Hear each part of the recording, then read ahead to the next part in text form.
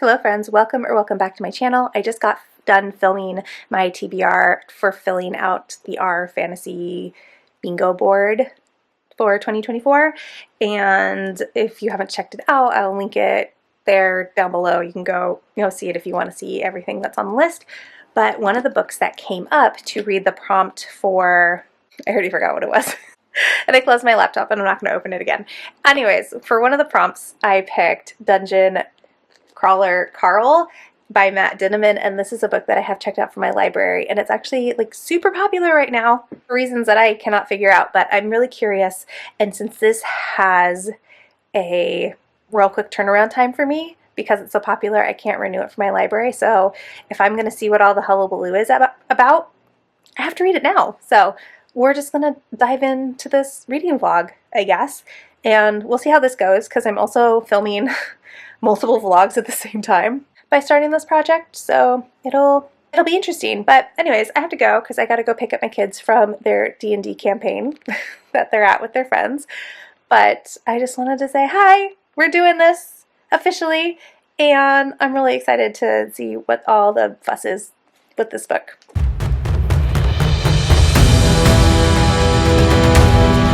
All right, everyone, I am 50% through Dungeon Crawler Carl, and I'm ready to give you an update. So this is such a fun setup. So we're following Carl, who lives in Seattle, and he lives with his girlfriend, and his girlfriend's purebred Persian show cat, Princess Donut, and his girlfriend is on vacation, and he is home by himself and finds out that his girlfriend has been cheating on him and is actually like on vacation with the person that she's been cheating on him with. And so Carl is very like anti-drama, anti-fuss, and so he very casually breaks up with her and has like said, I will take care of Donut until you get back, and then you can come and get her. So because of all this turmoil, he is up at 2 in the morning and he opens the window and the cat inexplicably jumps out of the window onto the tree outside, even though she's never done that before in her life. And then of course she can't figure out how to get back inside. And so Carl goes outside wearing his boxers, leather jacket, and his ex-girlfriend's pink Crocs to try to get Donut out of the tree. And of course there's like a blizzard happening at the same time. And while he is outside, every single building collapses like a tin can. And every person who is inside those buildings gets. And then shortly this message appears from an alien entity that basically the Earth has failed to do some governmental bureaucracy thing that all these other planets do, and because of that has been claimed by this organization and is now going to be the site of World Dungeon Crawler, which is like a reality TV show that is put on every few years, and all these dungeon portals open up all over the world, and people can either enter the dungeons and enter the competition, or they can stay out of the dungeons and risk survival in this world that no longer has any tech or amenities or anything that humans are used to needing in order to survive. And so Carl and Princess Donut enter the dungeon and are told the rules and embark on this competition. And I think this is really fun so far. I like the voice Binniman is writing for Carl. I like how this world is built and the explanations he gives for everything. And I think this is really fun. I think if you like lighthearted but high stakes fantasy, so I'm thinking of How to Become the Dark Lord and Die Trying by Django Wexler, or Kings of the Wild by Nicholas Ames. Like if that is your vibe of fantasy, I think you would also really like this. Similar to How to Become the Dark Lord and Die Trying, I think if you are a video game person, you will pick up on a lot of stuff in this. I'm not a gamer, so while I know quite a bit about video games and gamer culture, there's definitely references and things that are like going over my head. And so I think if you have that knowledge, this is even more fun because there's more Easter eggs and nods to gaming. But like I'm not picking up on all of them because that's just not one of my interests. But I'm having a fun time. It's definitely high stakes. These dungeon bosses are no joke, but I think Binniman is bringing a lot of humor to what would be like an actually horrific situation to be in. and I'm having a good time. I can see why this series is so popular, though I still do not know why it has taken off almost 5 years later from when it was originally published. It may just be because the cover is better, because boy, this is what we were dealing with the OG covers. Yikes. I would never. I mean, I know we say don't judge a book by its cover, but I would never. This is a much more appealing cover than the original, so good on Penguin for taking another approach to the cover art for this series. I know that there are 18 levels to the dungeon, and I'm pretty sure this book is going to end shortly after he gets to level 2. So I'm interested to see where we're going to end, what's going to happen in between, like where I am now and where it's going to end, and like what the cliffhanger is going to be, and if the cliffhanger is going to be enough to entice me to continue on with the series. Like I'm so curious to see where this is going to go. Video is off to a good start so far. This project is off to a pretty good start so far, though I will tell you it has taken me a really long time to get to here because I've been distracted by so many other things. So I'm a little afraid for my progress, but it's time to knuckle down and just get it done. All right, everyone, I finished Dungeon Crawler Khaw this morning, and I stand by everything that I said earlier about the books that I would recommend. If you've liked those, read this, or if you've already read this and you're looking for books with like a similar vibe, I still think Kings of the Wild and How to Become the Dark Lord and Die Trying are pretty similar comps, just in terms of tone and style. I don't know, I'm kind of no thoughts head empty about this book. I had a good time reading it. I was entertained.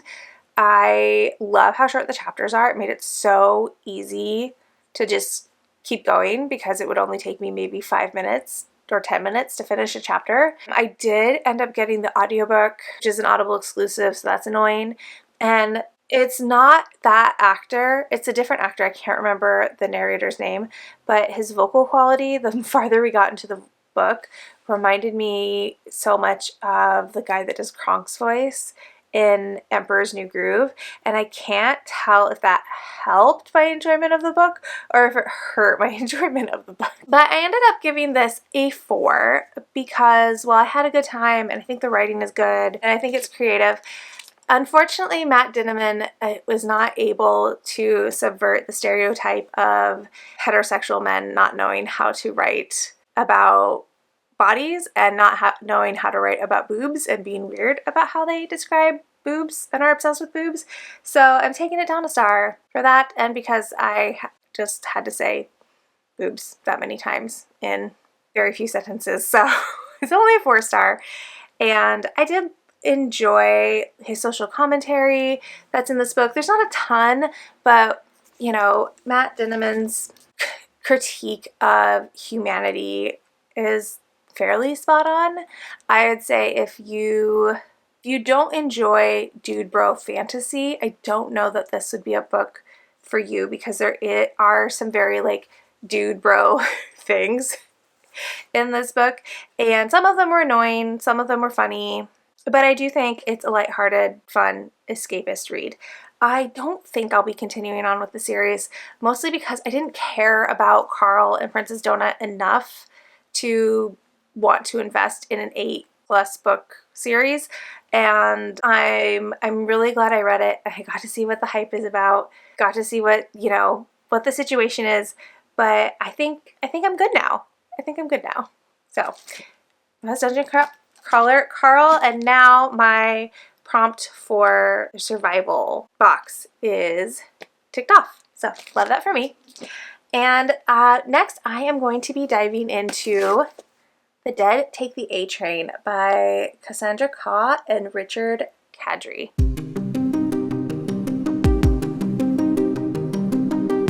All right, everyone, I am now, I don't know, 60% of the way through The Dead Take the A Train. And I want to start by saying that my husband tried to read this before me and he DNF'd.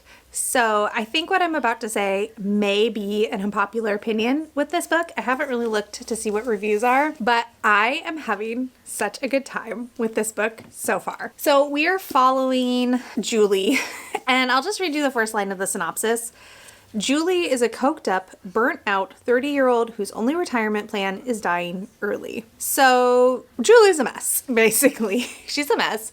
And I don't know if I could even give you like what the overarching plot of this book is yet, even at 60% in. But Julie is involved in supernatural stuff in New York. She talks to demons, she talks to archangels. There are these creatures that like Wall Street uses to control things. And I don't know, there's a lot going on. And Julie's just kind of living her life, being a disaster, making bad choices. And then her best friend, Sarah, who she hasn't seen for years, shows up on her doorstep. And Sarah is in trouble. She's in an abusive relationship and she needs Julie's help. And I don't know what the plot is. I don't know what's happening, but I like Julie so much. And listen, Julie is a mess. She is such a mess, but I really love a messy character. Julie, like, she drinks too much, she does too many drugs, she doesn't take care of herself, she's living in the disaster of apartment, she barely can make her rent. She's just does not have it together, but she is giving me angry oil slick Vi from Arcane vibes so hard. And I'm a ride or die for Vi, and this is because I made that connection to Julie so early on. I am now a ride or die for Julie. I don't know.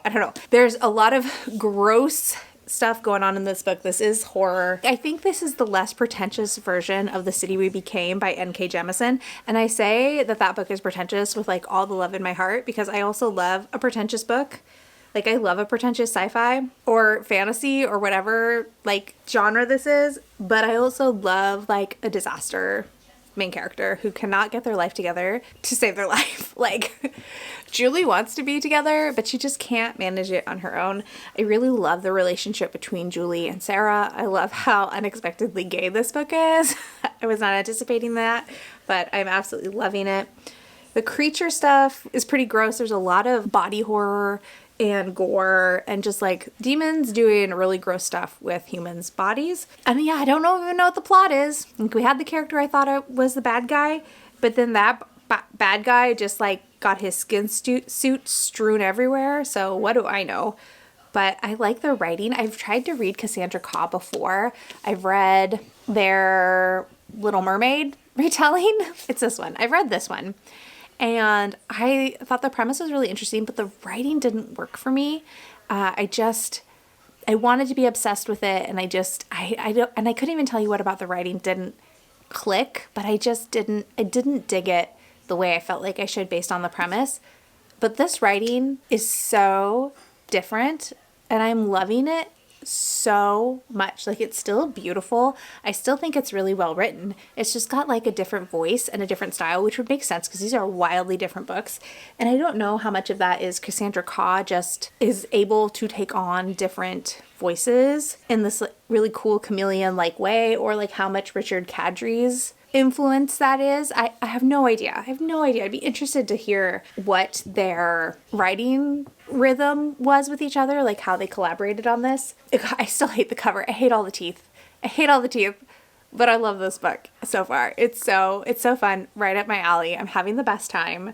Like this book alone has made doing this project 100% worth it, because who knows how much longer I would have put off reading this book up to now. So I need to finish it, and then I'll give you my final like thoughts and my final reviews.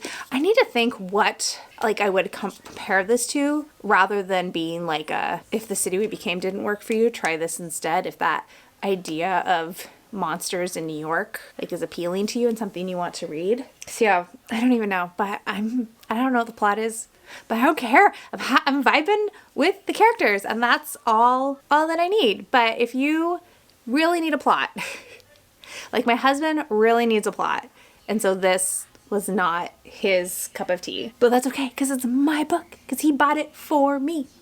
So all that matters is that it's working for me. Okay, I will come back when I finish this book.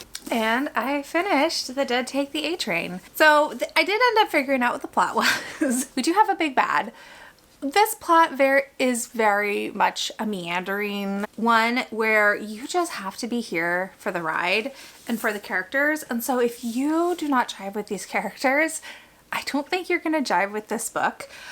I think the creatures were really interesting, and like I liked the world that Cassandra Khaw and Richard Kadrey built in here. I liked the monsters. I liked how it was written. I loved how the dialogue was done.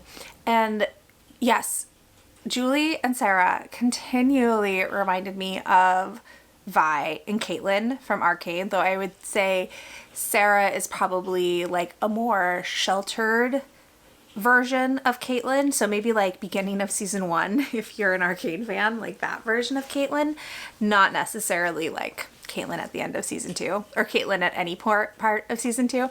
Anyways, y'all, I'm rewatching Arcane again, and so this is just all, my world is just revolving around those characters nonstop, and I love it so much.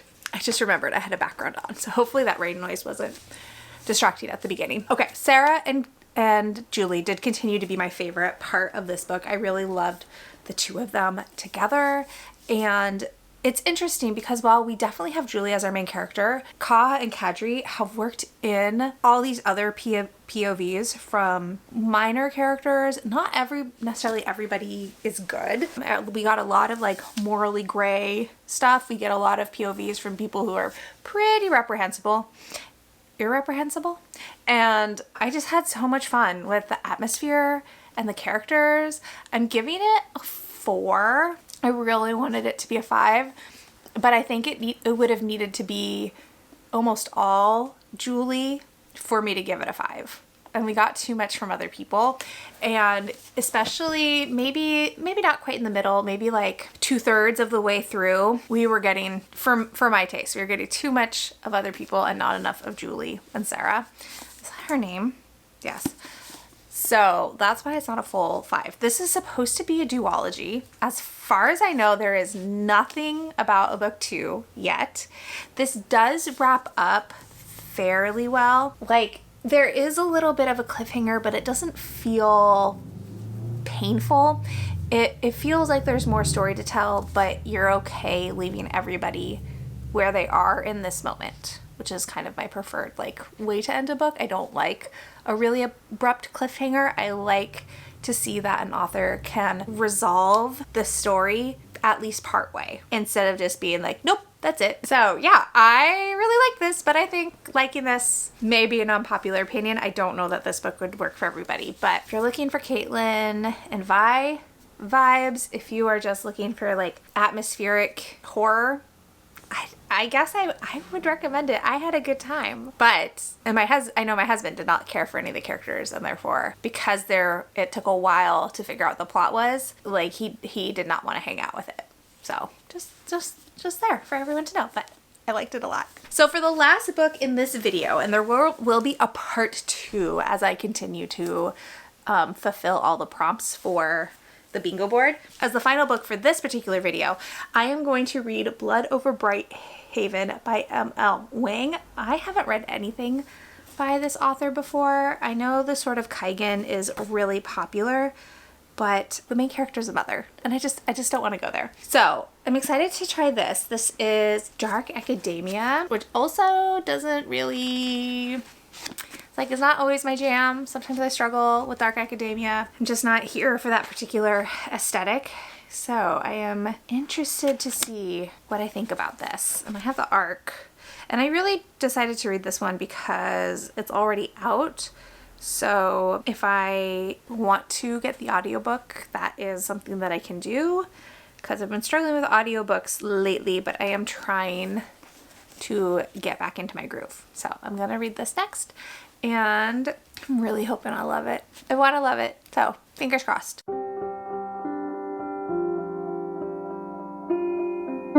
I am 51% through Blood Over Brighthaven, and I'm going to do my best to overcome my lack of ability to remember fantasy places while I talk to you about this book, because the places are important. So we open up this book in the prologue following Tamil, who is journeying with his family through their land, which is called Quen. And in Quen, there is this thing called the Blight.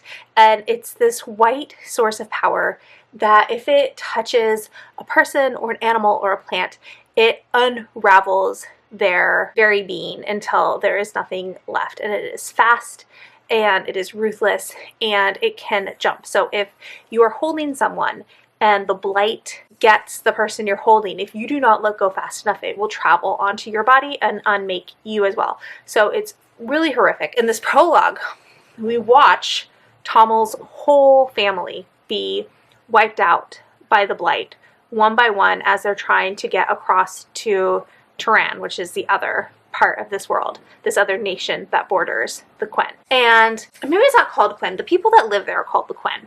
I can't remember what it's called. So at the end of the prologue, the only people left alive are Tommel and his niece, Kara.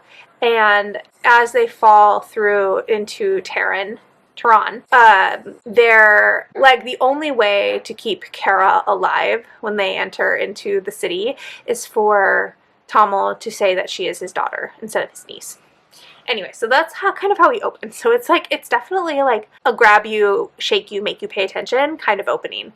And then we switch to Sayana, who is our main character. So I want to say right off that I love M.L. Wang's writing so much. Like, I just absolutely love it. Like, reading this book is giving me the same feelings I had when I read Babel by R.F. Kuang, where I am obsessed with the writing, but so fundamentally frustrated with the colonialism and the racism in this world that reading it is not a pleasant experience, even if I am loving the writing, because I have to tell you, I am so frustrated with Sayana as a character, and she is our main character. We do not get Tommel's POV again. I mean, maybe we will at some point, because like I said, I'm 51% of the way through, but as of yet, aside from the prologue, we are just with Sayana. And in Turan, there is massive prejudice against the Quen. Like, massive. That they are regarded as savages, that they're stupid, that they're lazy, that they have less because they deserve less, because they don't worship like the one true God that people in Turan worship. And Sayana has been raised with this viewpoint. And so even though as she meets Tommel and interacts with him, that she can see that he is not this way, she has decided that he is obviously like the exception. Like, he's not like other Quen. Instead of like, that may be the way the things she's been taught about these people are wrong, instead of, I don't know. Anyways, so this is Dark Academia. Sayana is, at the beginning, is entering the test to become a mage. This society, as well as being horrifically racist toward the Quen, is also super sexist, and they don't believe that women have the mental fortitude to become high mages. And so, like, one woman every, like, is it 20 years or 50 years is allowed to test to be a high mage, because they like fundamentally believe that women's delicate minds can't handle the practicing of magic. But Sayana has been like working her butt off studying to be able to take this test, and she is super talented and she's super smart, and like a lot of super smart people, she doesn't really translate those smarts to real world like events and to questioning what she's been taught. You know, she doesn't question the way the world works, the way she questions magical theory. But I mean, that's part of her journey. I could see that going in. So while I was really frustrated with her, I'm still frustrated with her. But we're finally starting to turn the corner, where the person that has been indoctrinated into harmful world views is like the veil is finally starting to lift. So I'm hoping like I will maybe not have more fun, because I don't think it's that kind of story, but I'm hoping I will be less frustrated soon. This is definitely feeling like a 5-star, which I'm so excited about, because it is my greatest fear when I pick up a book that has been super popular or has gotten really high reviews. My greatest fear is that I'm gonna be that bitch who doesn't like it. So far, that has not been the case. And I'm so happy. I'm so happy, because I don't want to be that person. And like I said, this is reminding me a lot of Babel. If you like books that have, or fantasy books that have commentary on real world systems like patriarchy, like colonialism, like racism, and how harmful those viewpoints are, not just to the people that they directly affect, but like for humanity as a whole. Like, nobody's life is made better by having these harmful viewpoints, and it just drags all of society down and keeps us from like realizing not our full potential in like a capitalistic way, but just in like, you know, think of what people could be capable of if they weren't battling off racism and bigotry all day, every day. Like, think of what humanity could accomplish if everybody was fed and housed and clothed and didn't have to worry about whether or not they were going to have to go home to a safe environment, or whether or not they were going to get enough to eat that day, or whether or not, like, you know, we could do such great things if we weren't, if like as a whole we weren't committed, or if our leaders weren't committed to holding on to these super hateful ideals that really do not serve anybody. I'm gonna get off my soapbox now. Thank you for listening to my TED Talk. But this is great. I love this. This is fantastic. And I'm really hoping I maintain this level of adoration as we get through the rest of the book. I am also listening to it on audio. And let me tell you, the gasp I gasped when I heard that my beloved Moira Quirk does the audiobook. Oh, I love Moira Quirk. She's done so many audiobooks. She's a very prolific audiobook narrator, but she does the Locked Tomb series by Tamsin Muir, which is like my favorite series of all time, and she brings so much. Like, those books are good on their own, but then Moira Quirk is one of those narrators where her performance and her artistry just like elevates the book even more. And while her performance in this is not at the same level as her performance on the Locked Tomb series, I feel like that series really gives her like a lot of room to try new things and to do cool things. So this is not like letting her play as much as that is, but she is still such a good narrator. And even though these chapters are very, very long, like, I'm always wanting to listen to one more chapter just to listen to her voice a little bit longer, because I just absolutely adore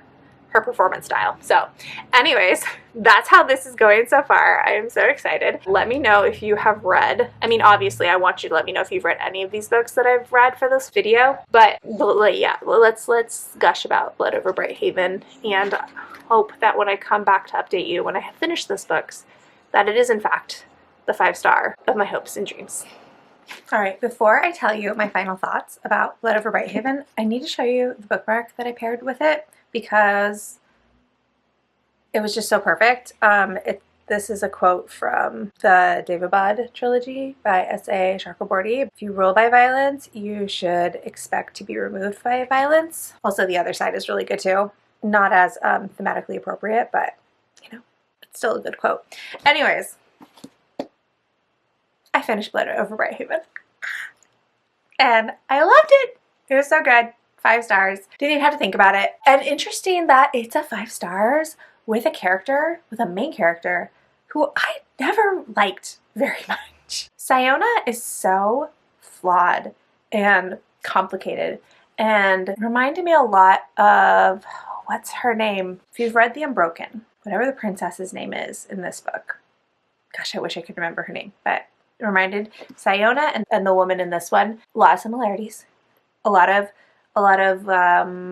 conflicting things about their personalities and their belief systems, but also I think Sayona was, like, I think her not being entirely likable and her being so flawed was part of what made this so good, even though I was so frustrated with her. But yeah, I love this. What can I tell you that's not a spoiler that I didn't talk about already in my halfway through update?